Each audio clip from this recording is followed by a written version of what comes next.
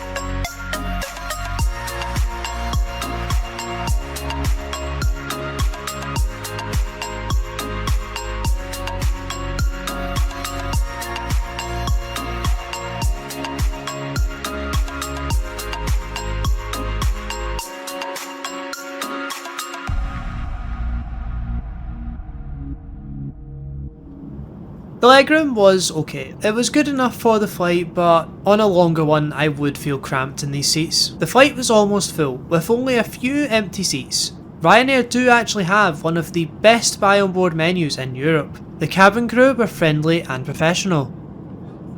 Reading an issue of Airways magazine to pass the time. The flight cost £27, £22 for the flight and £5 to reserve a seat. Didn't buy anything on board, but I got this iron brew bottle in the airport. Throughout the flight, the sun was slowly setting, as if we were chasing it. As I mentioned earlier, there was 4 flights in this trip, including this one. The 3 other flights included one on a Braathens Regional RJ100, aka the Swedish Avro, and 2 with Brussels Airlines on their A319s. Now for the landing into Gothenburg.